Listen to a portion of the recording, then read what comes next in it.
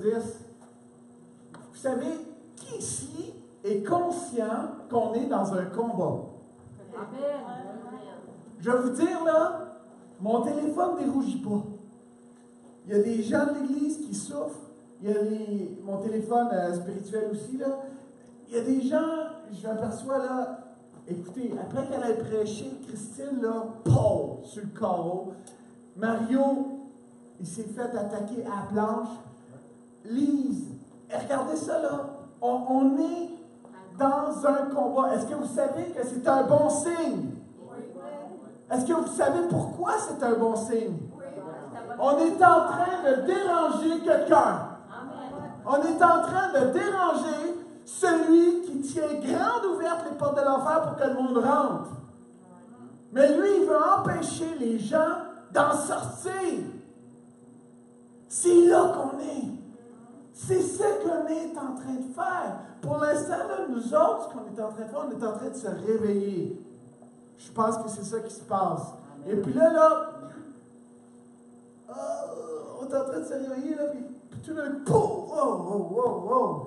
il n'y a rien de plus facile que de frapper quelqu'un quand il est en train de se réveiller ou quand il dort. Mais quand il dort, tu n'as pas besoin de rien faire, il est inoffensif. Mais quand tu vois que la bête se réveille, parce que pour la bête, nous, on est la bête, là, vous savez. Quand la bête se réveille, ça devient dangereux. Dangereux. Puis, cette semaine, avec les Béréens, on a vu que c'était dangereux, la foi. Puis, je vais vous lire le passage des Béréens. J'ai mon petit tableau qui est là, je vais le chercher. On a travaillé ensemble, là, je peux vous dire, c'était le fun. J'ai bien aimé ça parce qu'il y en a qui ont même été surpris par eux-mêmes. Je dirais pas de nom. Je ne vais pas mettre personne sur le spot. Mais, en tout cas, moi, j'ai été béni de voir la main de Dieu toute la semaine. Je veux dire, quand Linda et Marcel sont venus chez nous, on a tellement été bénis. Puis, pour moi, c'était primordial de savoir. Je savais qu'ils étaient sur la route, on les appelle. Arrêtez-vous! Ah, je sais pas, les fatigués, on veut vraiment prendre du temps avec vous. Puis vraiment, ils se sont arrêtés, puis on a pris du temps ensemble, ils ont pu continuer leur chemin. Mais vous savez, on a besoin les uns des autres. Amen. L'Église, c'est très simple. L'Église, c'est une communauté. L'Ecclésia, vous savez, en allemand, là, la façon de le définir en allemand est très facile. C'est ausgerufene zum Dienst. C'est-à-dire appelé à sortir de ta coquille pour servir. La définition de l'Ecclésia, c'est appelé à sortir. Ek, c'est sortir. Pour servir. C'est ça, l'Ecclésia. C'est ça, l'Église. C'est pas une bâtisse. La bâtisse est un outil que Dieu nous a donné librement, mais il y a des pays dans le monde que des bâtisses qui appellent l'Église, c'est en ruine parce que les gens sont persécutés, parce que l'Église est persécutée pour leur foi. Le passage d'aujourd'hui, vous savez, c'est un passage que la plupart d'entre nous, je suis coupable, on est passé, on a lu ce passage-là, puis on s'est dit, qu'est-ce que bon, ok. Puis parce qu'on fait les Béréens, puis qu'on passe systématiquement à travers le livre d'Éphésiens, puis le prochain livre, ça va être Jean, ben là, on est à la fin d'Éphésiens, puis on est là, on dit, oh yes, on va avoir fini notre premier livre ensemble. Puis ceux qui viennent le mardi soir, je les vois grandir. Je vous dis là, je vois des gens qui grandissent. Puis je parlais avec Jonathan hier, qui est venu chez nous, on a pris un super temps ensemble, on a mangé ensemble. Ah, ma femme a fait des gaufres écœurantes. Et puis, pas juste les gaufres, aussi le poisson, tout ça. Juste pour vous dire, là, vous avez intérêt à venir manger chez nous. Là, alors, mais Jonathan, il dit, puis nous on parlait, puis on réalisait à quel point les Béréens, ce n'est pas un bootcamp, là, où ce que tu sors de là, puis en une soirée, tu vas être équipé pour servir. Sauf que ça agit de façon exponentielle. Au début, tu vas là, tu dis, ouais, OK, OK, intéressant.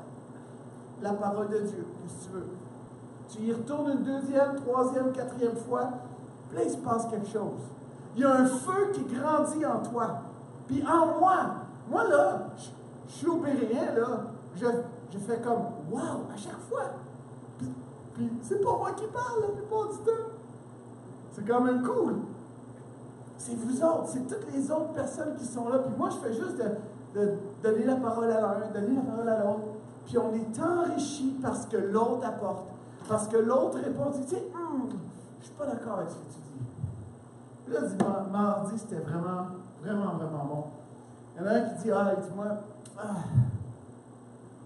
j'ai pas vu grand-chose. Là, il dit, il a donné son idée. Puis après ça, il y a une autre personne qui s'appelle Manon.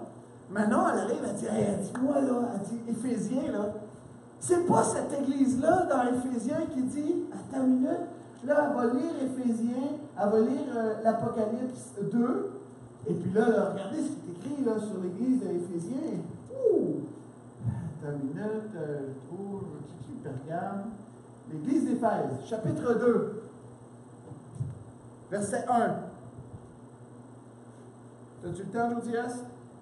Alors, écrit à l'église, à l'ange de l'église d'Éphèse. Il y a un ange à l'église d'Éphèse. Y a-t-il un ange à l'église de Matane? Pas l'église de Carrefour d'Évangile, mais l'église de Matane. Tous les chrétiens de Matane. En tout cas, on le fait travailler, je peux vous dire. Là. Parce qu'il travaille pas il travaille fort. Alors, écrit à l'ange de l'église d'Éphèse, voici ce que dit celui qui tient les 7 étoiles dans sa main droite, celui qui marche au milieu des 7 chandeliers d'or. Je connais tes œuvres, ton travail et ta persévérance. Je le sais, tu ne peux supporter les œuvres des méchants. Tu as éprouvé ceux qui se disent apôtres et ne le sont pas, et tu les as trouvés menteurs. Tu as de la persévérance, tu as souffert à cause de mon nom, et tu ne t'es pas lassé. Moi, j'ai contre toi que tu as abandonné ton premier amour. Ouch! Ouch! Souviens-toi donc d'où tu es tombé. Repens-toi et pratique tes premières œuvres, sinon je viendrai à toi et j'écarterai ton chandelier de sa place, à moins que tu ne te repentes. Cependant, tu as ceci pour toi. C'est que tu as de la haine pour les œuvres des Nicolaïtes, pour lesquelles moi aussi j'ai de la haine. Que celui qui a des oreilles écoute ce que l'Esprit dit aux églises. Au vainqueur, je donnerai à manger de l'arbre de la vie qui est dans le paradis de Dieu. Si vous allez aujourd'hui à Éphèse, il n'y a que des ruines. On est en Turquie, et puis il n'y a plus rien. C'est zéro. Il n'y a plus. L'église à Éphèse est morte. Ils ont abandonné leur premier amour. Cette église-là a connu des grands noms. Jean est mort à Éphèse. Paul a implanté cette église-là. Timothée a vécu à Éphèse. C'est lui qui a repris le flambeau de Paul. La mère de Jésus, Marie, elle est morte aussi à Éphèse. Quoi qu'en disent nos frères catholiques, elle est morte à Éphèse.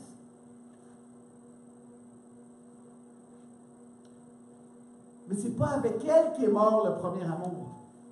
C'est l'Église qui a changé son amour, qui avait premièrement pour Christ. Qu'est-ce qui a remplacé cet amour-là? C'est l'amour du monde. C'est là qu'on remarque qu'on s'endort. Des fois, on dort au gaz. Vous connaissez cette expression-là?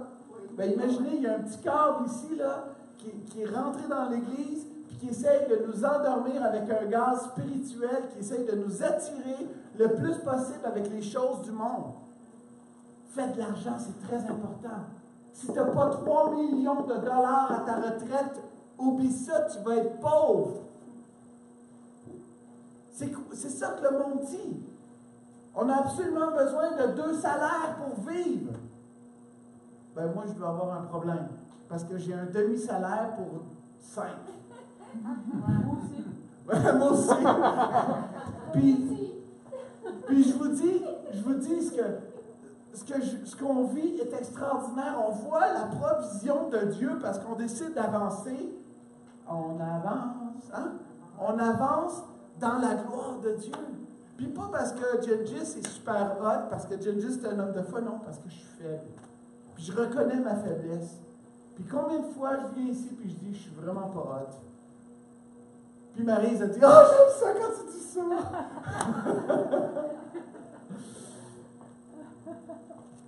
Le passage d'aujourd'hui, Éphésiens 6, chapitre 6, merci, versets 21 à 24. Pour que vous sachiez vous aussi ce qui concerne et ce que je fais, Tychik, le frère bien-aimé, fidèle serviteur du Seigneur, vous mettra au courant de tout. Tychik va nous mettre au courant de tout. Super, merci. Je l'envoie auprès de vous, exprès vers vous, pour que vous connaissiez notre situation et qu'il console vos cœurs. Que la paix et l'amour soient donnés aux frères avec la foi de la part de Dieu le Père et du Seigneur Jésus-Christ. Que la paix soit avec tous ceux qui aiment notre Seigneur Jésus-Christ d'une manière inaltérable. Là, Manon était avec nous mardi, puis elle dit « Hey, dis-moi là, j'accroche sur le mot inaltérable. » Puis là, elle a expliqué quelque chose. C'est elle qui nous a amenés dans Éphésiens 2. Et puis elle nous a expliqué ça. Puis je trouvais ça vraiment bon. Apocalypse, merci beaucoup. Et puis après ça, il y a quelqu'un d'autre qui dit, mais il dit inaltérable, ça veut dire qu'il n'est pas altérable. Ça veut dire. Puis il y a une autre traduction, il y a un autre mot. Vous rappelez-vous, c'est quoi l'autre mot? Qu'on ne peut pas. Vous ne rappelez pas l'autre possibilité de traduction? Incorruptible. Un amour incorruptible. Et puis là, il y a un frère qui était là, puis il dit écoutez, il dit ça me fait penser à une partie de ma vie. Puis il expliquait que pendant 10 ans, cet amour incorruptible était en lui. Il avait donné sa vie à Jésus, puis il marchait en fonction de sa connaissance, il marchait avec Dieu, mais il y a des parties de sa vie qu'il n'avait pas encore données. Mais il dit, j'étais chrétien. Mais j'avais cette semence en moi qui est inaltérable, qui me tirait vers Christ. Et puis ça me fait penser, cette semence que j'ai en moi, c'est vrai. Elle est inaltérable. C'est pour ça qu'il y en a, vous savez tous que je suis intentionniste, puis on a parlé de ça mardi aussi. C'est d'un côté, il y en a qui pensent qu'on peut perdre le salut en se promenant dans la rue puis en ayant des mauvaises pensées. Puis de l'autre côté, il y en a qui pensent qu'on peut faire n'importe quoi puis toujours avoir le salut. Puis moi, je veux bien dire, je suis intentionniste parce que personne ne peut te ravir de la main de Dieu, mais en même temps, tu dois travailler à ton salut. Puis tu as une responsabilité à marcher avec Dieu. Puis moi, je ne déresponsabiliserai jamais personne pour son propre cheminement de foi. Puis, Robin il nous a parlé de cette semence, de la parabole de la semence, qui disait que c'est une graine qui est semée par Dieu dans nos cœurs. Et puis lorsqu'elle commence à pousser, elle commence à faire des racines. Puis à un moment donné, elle sort, puis c'est là que tu commences à avoir un fruit qui va sortir, puis des fois, quantité astronomique. Puis là, tu vas voir des oiseaux qui viennent se percher, puis tout le kit. Vous vous rappelez de cette parabole-là de Jésus, dans Matthieu, je pense? Et puis, il expliquait, il dit, mais tant que la graine est sous la terre, puis qu'elle est en train de former des racines, bien, elle agit. Elle est inaltérable déjà, cet amour-là. Puis, très souvent, ben, puis là, c'est plus Robin, mais très souvent, on n'accorde aucune importance à cette graine-là en tant qu'Église, en tant que, tu sais, on dit, ah, mais, ouais, ben, je sais pas s'il est vraiment chrétien, je sais pas si... Mais en même temps, il faut donner une chance à ce que Dieu est en train de faire dans la vie de cette personne-là. Des fois, la graine est peut-être vraiment semée profond. Puis avant qu'on voit la tige sortir, ça prend du temps. Vous savez, quelqu'un qui a vécu des choses dans sa vie, des abus, puis des choses comme ça, mais avant qu'il commence à laisser sortir cette pousse, puis de laisser sortir ses fruits, bien, il va laisser Dieu s'enraciner dans sa vie.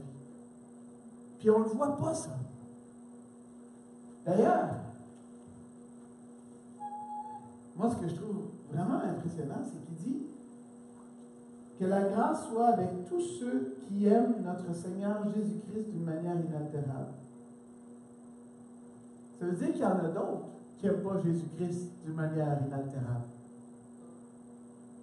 Vous savez, la plupart des églises, la plupart des communautés, il y a toujours des gens qui viennent et puis Dieu veut les toucher, ils sont en visite, ils ne s'impliquent pas trop. Comment définir la différence entre ceux qui ont cette graine inaltérable et puis ceux qui ne l'ont pas? Puis, vous savez, c'est tellement pas ma business. C'est pour ça que quand quelqu'un me demande c'est quoi un de tes passages qui fesse le plus dans le dash, là, dans bon québécois, c'est ce qui n'est pas le fruit d'une conviction est péché. Ce passage-là, je pense, nous permet de laisser les gens libres.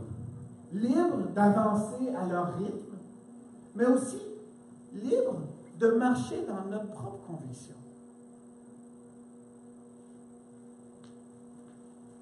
Tychik, à qui cette lettre était adressée. Vous savez, Paul, c'est un homme qui aime ça honorer. C'est un homme d'honneur. Hein? Il aime ça honorer les autres hommes avec qui il travaille, les autres femmes. Ah oui, Paul honorait les femmes. Si vous regardez dans ses lettres, il honore les femmes non-stop. Mais quand il parle de Tychik, 7 fois, c'est un beau chiffre, hein?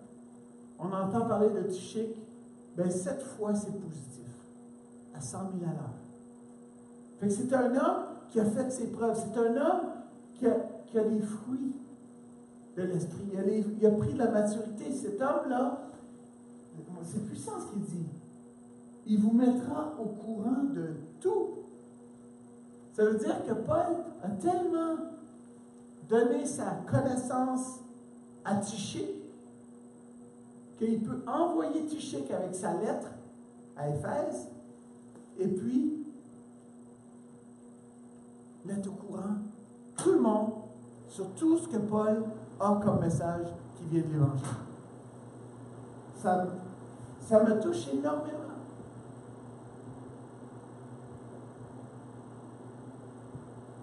Maintenant, on a regardé Éphésiens. On est dans la conclusion d'Éphésiens. On a vu le combat spirituel. On a vu que le message d'Éphésiens, c'est pour dire que, personnellement, Gengis, l'individu Gengis, est très important dans le plan de Dieu, mais il est encore plus important dans l'Église. C'est-à-dire qu'en tant qu'Église, Christ va venir chercher son Église. Il ne va pas venir chercher Gengis tout seul. Il va venir chercher son Église. On va être mariés. Je ne sais pas comment ça va se passer. Puis il y a des affaires que j'y laisse totalement le contrôle. Vous savez, dans notre monde, c'est la mariée qui... En tout cas, mon mariage à moi, c'est ma femme qui a préparé notre mariage. Moi, je suis en train de prendre des cours d'allemand, puis je me concentrer là-dessus, mais c'est elle qui a tout préparé avec sa mère, tout ça. Puis, sauf que là, ce qui est trippant, c'est que c'est le marié qui va préparer les noces. C'est quand même pas pire, hein? Nous, tout ce qu'on a à faire, c'est de travailler sur notre pureté. Oh oh! C'est de travailler sur qui on est, sur notre unité, l'importance d'être unis en tant que corps, en tant qu'Église. Le combat spirituel qu'on voit là, dans le chapitre 6, là, les armes, là, mais toutes ces armes-là, elles sont dans l'Église. On doit protéger l'Église avec toutes ces armes-là. Si vous regardez le message d'Éphésiens, c'est l'unité à l'os. Ces armes-là ne sont pas faites pour se battre les uns contre les autres. D'ailleurs, regardez ça, si on prend mes enfants puis qu'on leur donne des épées en plastique, ils ne vont pas se battre avec l'air. Ils vont prendre l'épée puis ils vont se battre l'un avec l'autre. Parce que c'est trippant de se battre l'un avec l'autre.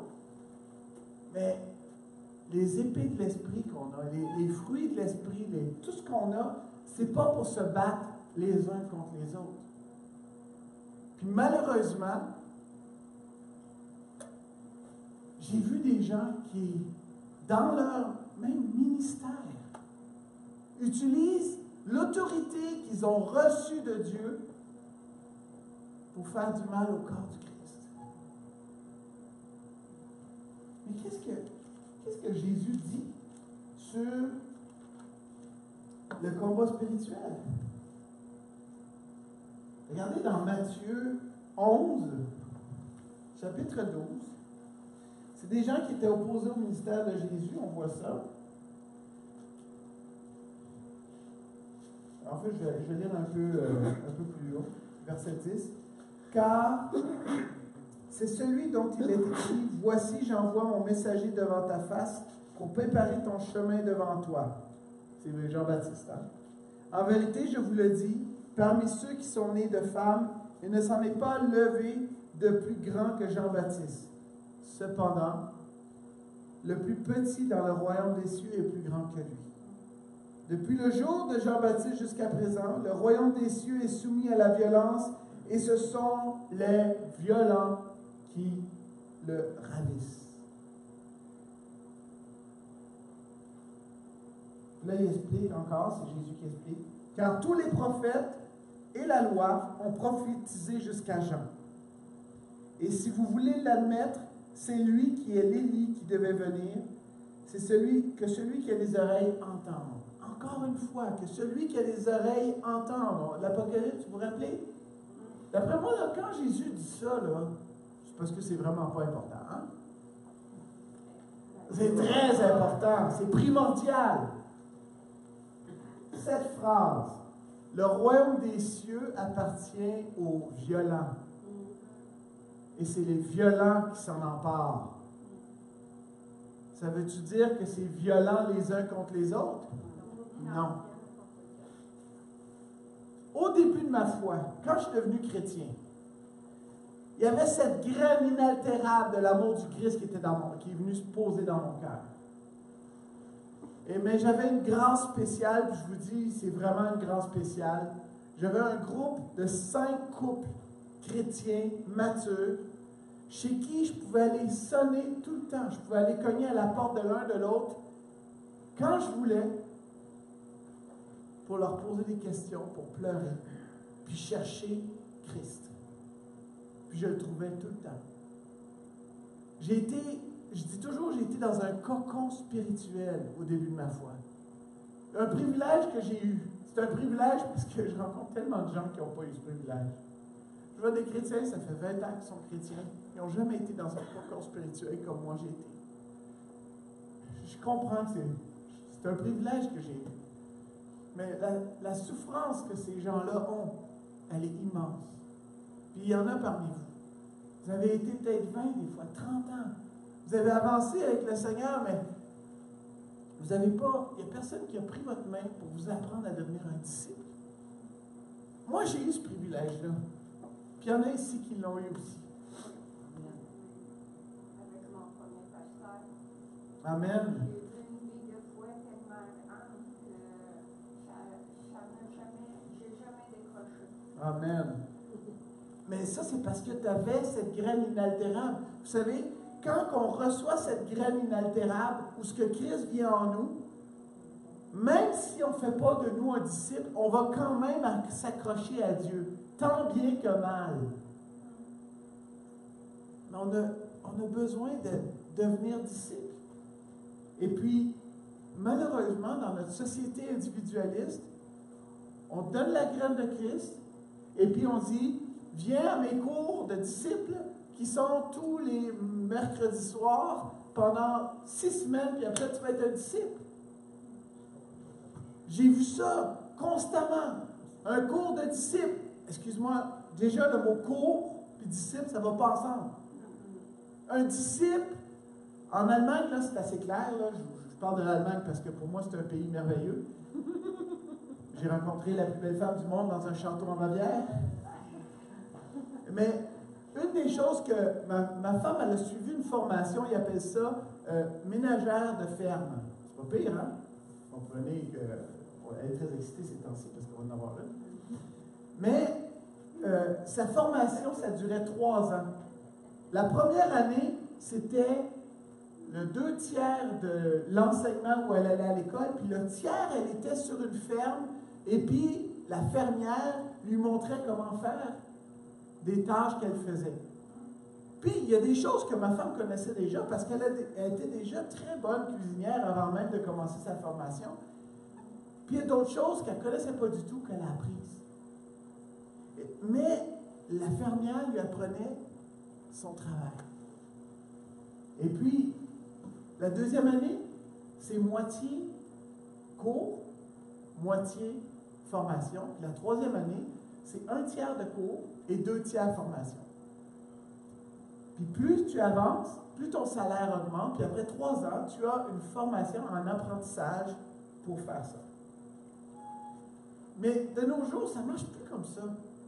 La formation, pour être fermier, ben, il faut que tu ailles à Victo ou à la Pocatière, puis tu vas à l'école, puis là, tu as des profs qui vont t'enseigner ça, puis là, tu dois apprendre. Ils font une super bonne job, je suis sûr que ça fait des super bons fermiers. La plupart du temps, ceux qui réellement travaillent dans leur métier, c'est parce que leurs parents sont fermiers, puis qu'à la maison, ils vont travailler comme fermiers. Vous comprenez l'allusion que je suis en train de faire? La foi, c'est la même chose.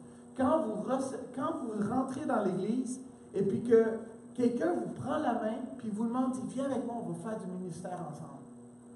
Là, il y a un ministère là, qui est vraiment en feu à travers le monde, là, ça s'appelle The Last Reformation.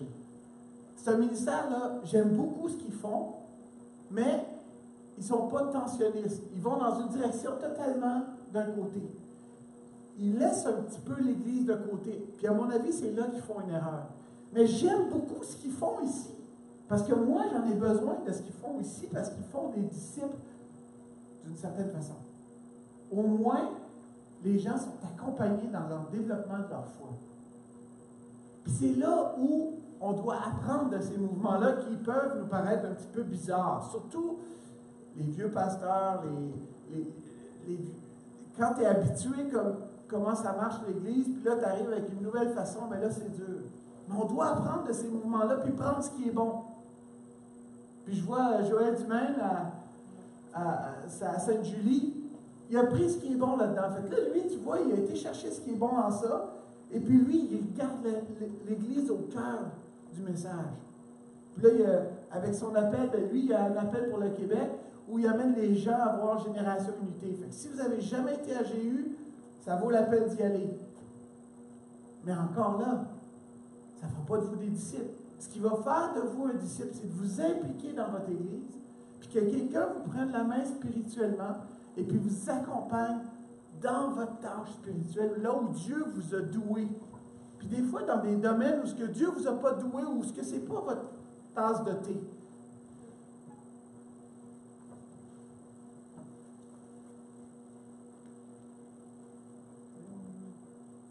C'est un autre passage.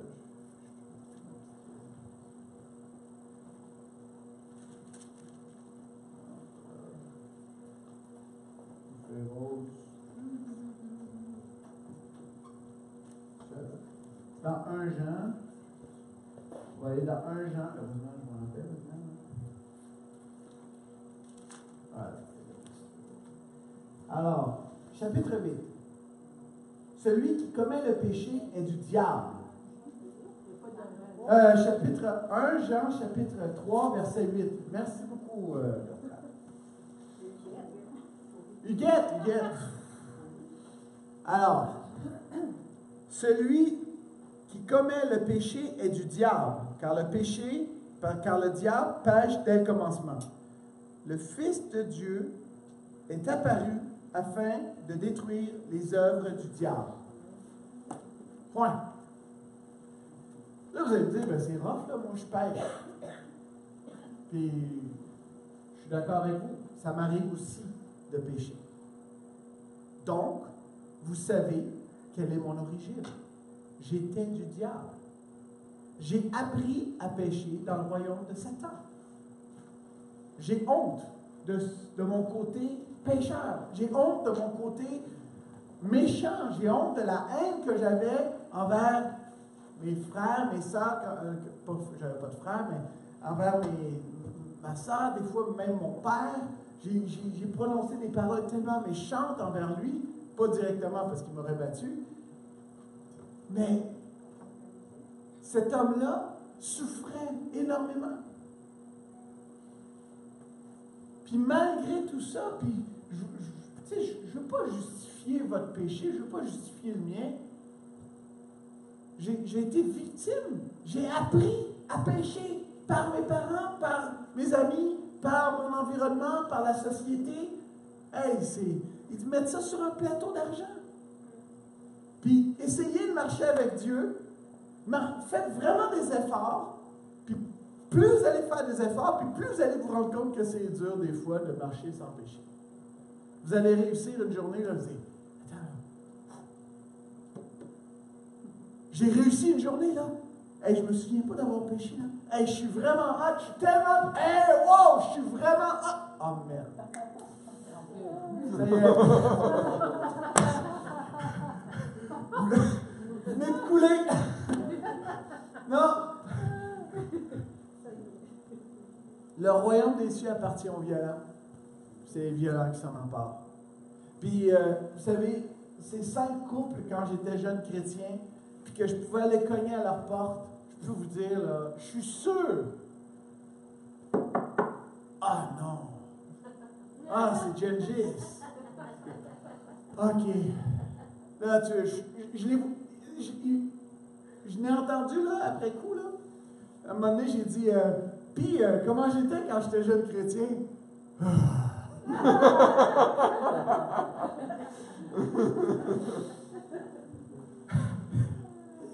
Puis, si vous avez envie d'entendre des histoires sur Gengis, jeune chrétien, il faut aller à Yverdon. Puis, il y a 5 couples, là, puis, puis ils vont vous en raconter des histoires non-stop. Parce que j'allais cogner à la porte.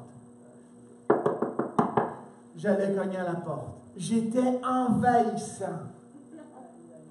Puis, quand je dis le royaume des cieux est vraiment pour les violents, puis c'est les violents qui s'en emparent, je cognais à la porte.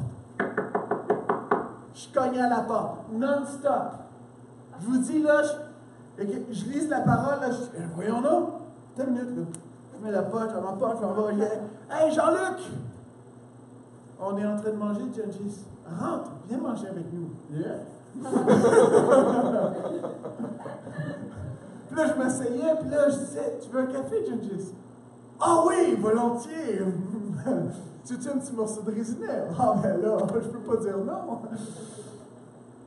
Vous savez, ces gens-là m'ont accepté. Dans mon envahissement de leur territoire, ils m'ont accepté. Ils m'ont enseigné. J'arrivais un lundi soir, parce que les autres, il y avait la cellule le lundi soir, puis là, je posais 100 000 questions. Je voulais tout savoir. Je ne comprenais pas. Là. Adam, Ève, franchement, ça n'a pas d'allure. Je ne comprenais pas qu'il y avait un homme et une femme au début, puis qu'ils ont couché ensemble, puis qu'ils ont eu des enfants, puis que leurs enfants couchent ensemble. J'ai dit, ah, c'est dégueulasse! Ça a commencé de même. Puis là, je ne comprenais rien de ça. Puis là, après ça, je dis, c'est quoi ça, les géants qui vont coucher avec... Hey, là, je bad trippais, là. Puis là, après ça, j'en revenais toujours avec des questions. Puis là, c'est comme des fois, il disait, Gengis, comme Linda a dit tantôt, parce que. Parce que je ne sais pas, pris là-dessus puis cherche la réponse par toi-même. Mais il y a d'autres fois, là, ils ont pris des livres, ils ont amené un dictionnaire biblique, puis ils me disent, regarde, ce que tu me dis là, c'est ici, là. Tu vois-tu, là, tu vas trouver ta réponse dans le dictionnaire biblique, là. Ah ouais, ah cool. Puis là, je regarde, je dis, je pose une autre question. Puis, je pense que c'est ça cette attitude-là de violent qui s'en empare, là, on doit garder cette violence. On doit garder ce feu en nous pour annoncer l'Évangile, mais aussi pour comprendre cet Évangile-là dans ma vie. Puis quand le message d'Éphésiens, là, c'est comme l'Évangile de Christ qui est tout compacté. Puis la priorité, c'est pas Gengis, c'est-à-dire l'individu. La priorité, c'est le corps. Du début à la fin d'Éphésiens, si vous citez Éphésiens à quelqu'un pour mettre votre propre avantage en avant, vous n'avez pas compris. Quand tu cites Éphésiens, tu parles du corps du Christ. Oui, tu dois mettre ton armure là, le matin, il n'y a pas de problème. Moi, au début, dans ma vie chrétienne, je le faisais, puis je trouvais ça trippant. Puis là, je disais, oh, là, j'ai les pieds, là, j'aimerais ça qu'il y ait des petits jetpacks en arrière, là, pour que je puisse aller plus vite pour annoncer l'Évangile. Puis, j'étais nouveau croyant, puis là, il y avait un jeune homme du Maroc qui était devant moi, et puis là, il m'a dit, ah, Gengis, parle de Jésus. OK.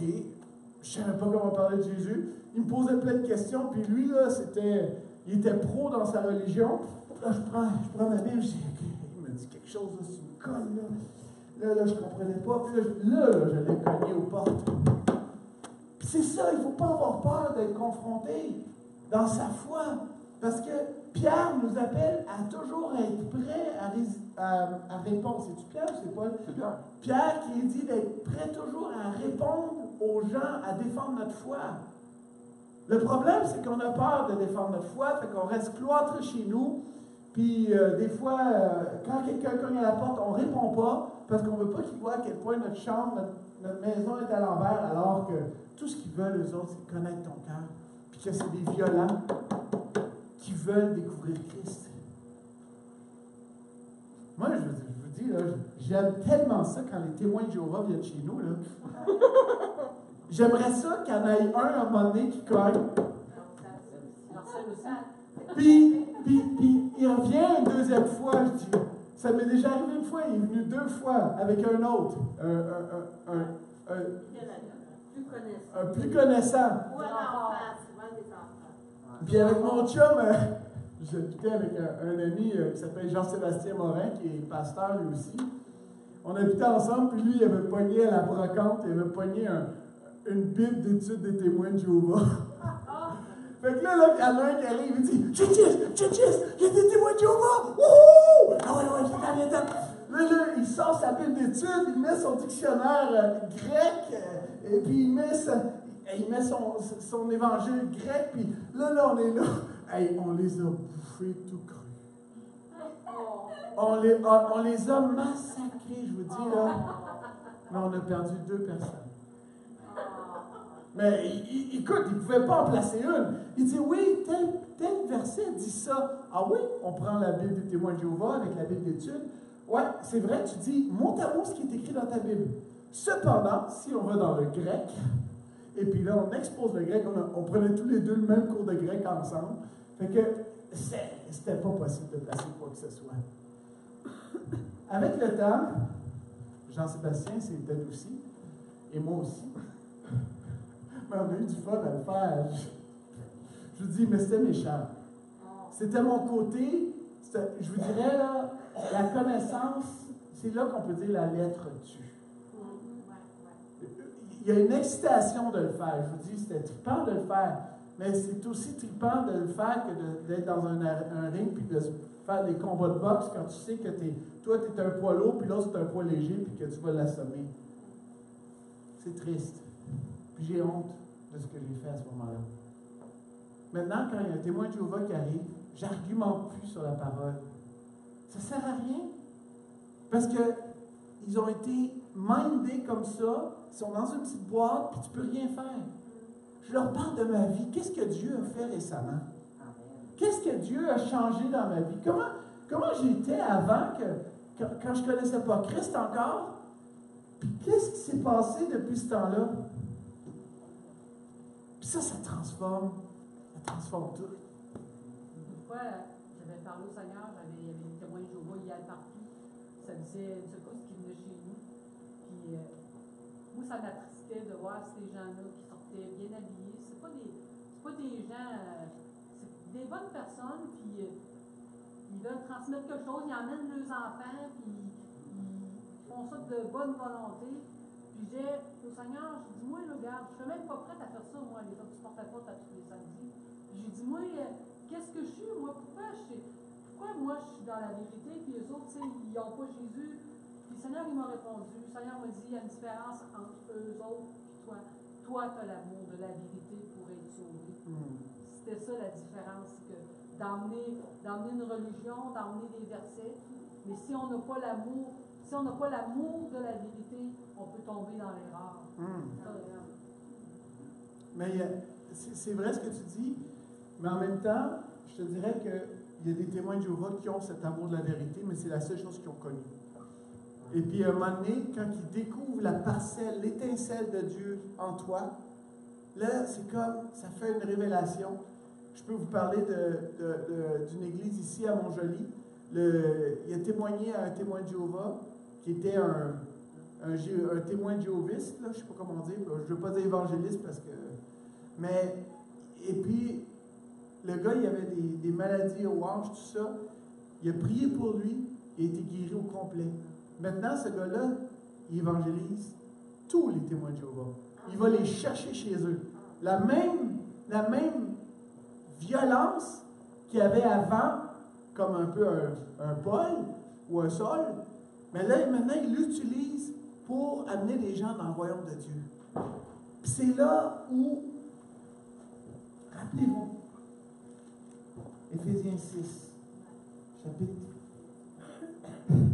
versets 21 à 24.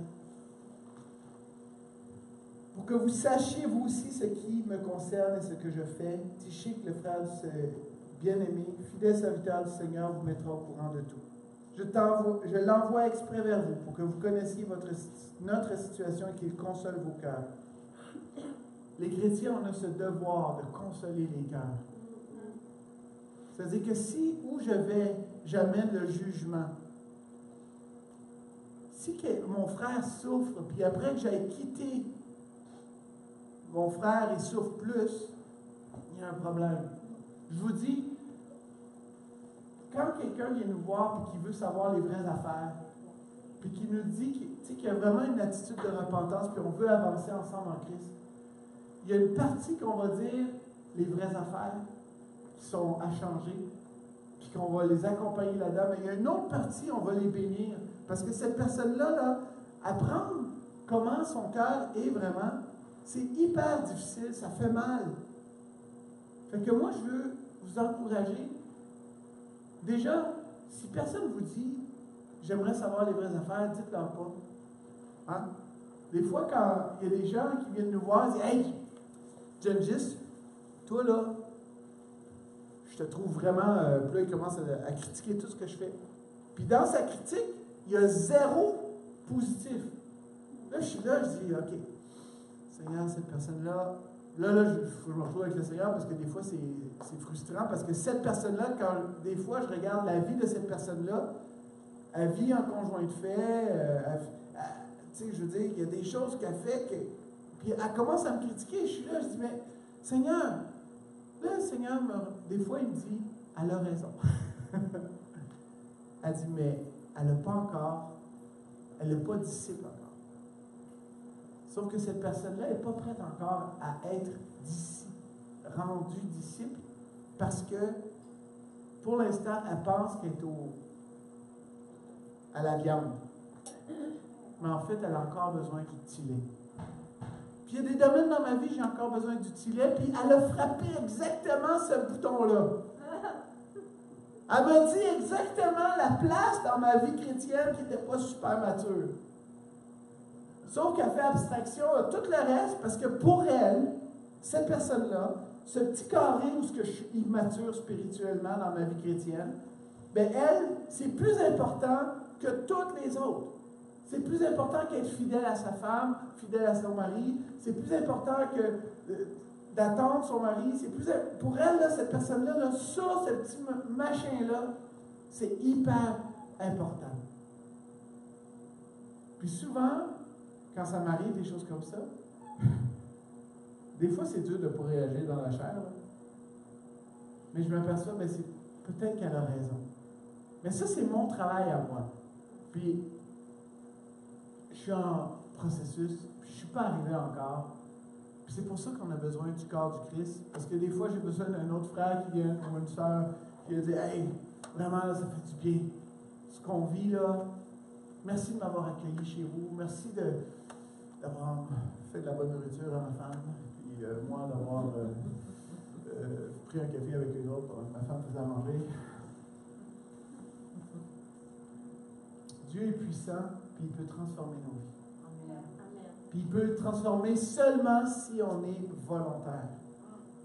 Puis on peut être violent dans cette transformation-là. Ça veut dire, on peut désirer ardemment cette transformation. Puis on est juste au début, au balbutiement. Regardons nos vies, là, puis je parle à plein de monde ici dans l'Église, là, puis on vit tous des choses rough. On a tous nos challenges. Puis tu sais, je fais le tour comme ça, puis je pense à d'autres personnes qui ne sont pas ici. On a toutes des choses difficiles. Maintenant, là, c'est comme une phase de même. Fait que glorifions Dieu pour ça. Amen. Puis glorifions Dieu que sa semence incorruptible est en nous. Puis venez au Beréen, puis préparez-vous avant de venir. Parce que plus vous êtes prêts, plus vous allez nous aider à devenir meilleurs. Moi-même, je retire énormément de ce soirée Beréen parce que j'ai des trésors que je partage avec vous le dimanche qui suit. Puis beaucoup de choses qu'on a parlé, c'est des choses que je n'aurais pas prêché sur ce passage-là si on n'avait pas eu les Béréens. Puis je vous dis, c'est sincère ce que je dis. Là. J'apprends réellement de vos idées originales. Puis si c'est pas bon ce que vous dites, c'est même pas grave. Parce qu'on est 5, 6, 10, 12, suivant le nombre de personnes qu'on est, puis on s'enrichit les uns les autres. Oui? Tu me permets, concernant les Béréens, c'est vrai qu'on apprend beaucoup de la parole, mais puis on apprend aussi à plus se connaître les uns les autres. Ça, c'est quelque chose que j'apprécie beaucoup. C'est vrai. C'est vrai. Tu me fais oublier, en fait, le point central des Béréens, c'est aussi, c'est une forme de discipulat qui se passe. Parce que il y en a qui s'épanouissent dans la parole, mais il y en a d'autres qui vont s'épanouir dans d'autres domaines qui ont rapport avec la parole, mais c'est au niveau personnel. Il y a toujours quelqu'un qui arrive comme « Hey, moi, en étudiant ce texte-là, ça m'a tellement touché. » Ou, puis, je suis surpris moi-même des fois. Je vais en ai partagé dans le passé. Fait que tout à l'heure, on va manger ensemble, puis on va prendre la communion ensemble. Puis, fait que, comme ça, on va regarder la Sainte Seine quand on va manger ensemble. Je trouve ça. Fait que, mais on essaye ça aujourd'hui, là. On va regarder ce que ça donne. Puis on va rendre gloire à Dieu pour ça. Prions. Prions. Seigneur Jésus, merci parce que tu es un Dieu puissant. Tu es le Dieu tout-puissant, Seigneur. Merci, Seigneur, pour cette semence d'amour inaltérable que tu as mis en nous. Merci, Seigneur, que tu es notre premier amour. Seigneur, je te prie que, oui, comme Éphèse au début, on soit vraiment, oui, pour toi, Seigneur, qu'on marche dans ton amour, puis qu'on découvre encore plus qui tu es, puis qu'on apprenne, qu'on réapprenne à s'aimer les uns les autres, qu'on réapprenne à faire corps avec toi, Seigneur. À laisser Jésus être la tête de l'Église. Qu'on apprenne à respecter les différentes parties du corps pour ce que toi, tu les as appelés à être. Seigneur,